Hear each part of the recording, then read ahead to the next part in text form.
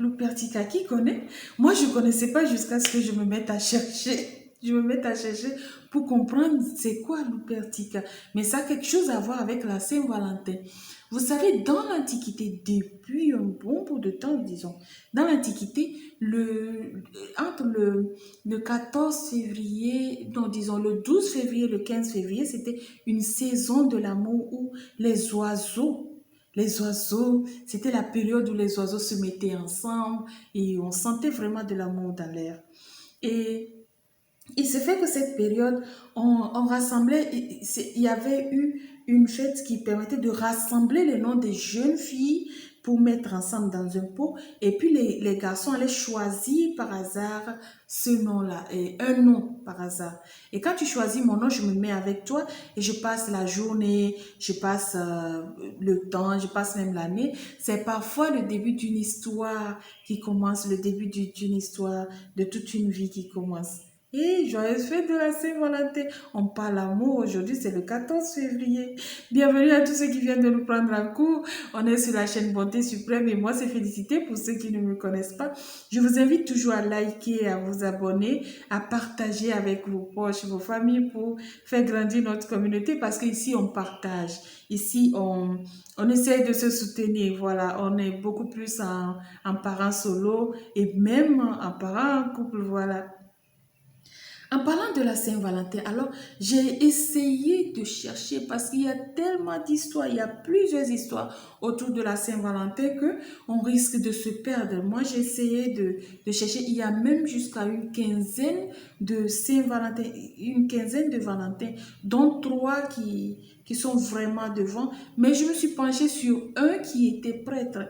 Le prêtre Valentin est quelqu'un qui avait, disons, désobéi à l'empereur Claude le Cruel. On l'appelait Claude le Cruel parce que Claude interdisait le mariage des jeunes gens valides et tout ça robuste pour pas que ceux-là refusent de partir à la guerre ou pour pas que ceux-là aillent mourir bêtement à la guerre, comme il le disait, parce qu'ils sont en train de penser à leur femme qu'ils ont laissé tomber avant de partir à la guerre et tout ça.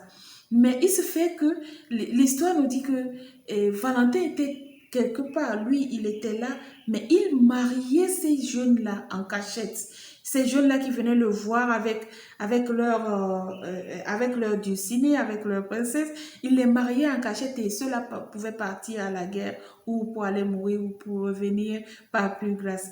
Mais l'empereur fut informé. Alors, Valentin va être envoyé au cachot, il va être torturé et il va être décapité par la suite. Mais avant d'être décapité, vous savez, en prison, il tombe sur un geôlier. Son geôlier, c'est celui qui le gardait en prison. Son geôlier avait une fille qui était aveugle. Valentin encore, lui, on va dire qu'il est têtu, hein? Valentin encore, lui, il guérit cette fille par ses prières, c'est quelle magie, non? Non? Quel miracle! Par les dons qu'il a, il guérit cette fille, elle recouvre la vue. Et comme ça, ils ont une relation forte qui naît entre eux.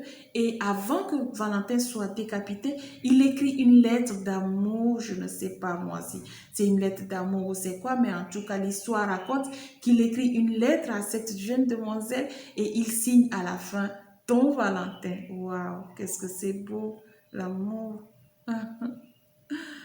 Ah, tellement d'histoires, essayez de chercher, j'adore Internet parce que quand tu fais des recherches, c'est pas à la bibliothèque, c'est pas quoi, tu vas découvrir tellement de choses. Allez chercher, vous allez comprendre ce que c'est. Il y a plein de légendes autour de la Saint-Valentin. Mais moi, ce qui fait ma présence, ce qui m'amène ici ce matin, c'est de savoir, nous, Africains, qu'est-ce qui nous intéresse dans la Saint-Valentin, vu que c'est une histoire que nous avons importée de toutes pièces, de là, de l'autre côté à ici. Qu'est-ce qui nous intéresse dans la Saint-Valentin? Au point où on soit capable de monter des histoires, de faire des scandales, pour pas être à la maison le 14 février, pour aller passer le 14 février dehors qu'à la maison. Alors qu'en réalité, I'm sorry. Alors qu'en réalité, celles qui sont à la maison, disons vos femmes, vos épouses, c'est celles-là qui sont là quand ça ne va pas. Parce qu'on sait que quand ça ne va pas, il n'y a personne d'autre que celles qui sont à la maison. Il n'y a personne d'autre que ces enfants qui sont à la maison, qui s'inquiètent pour nous, qui s'inquiètent pour vous. Les tontons, dites-moi, comment est-ce que vous organisez la Saint-Valentin? Pour vous, comment est-ce que vous comprenez la Saint-Valentin? Est-ce que la Saint-Valentin a sa place en Afrique, chez nous? Est-ce que la Saint-Valentin a sa place dans nos maisons?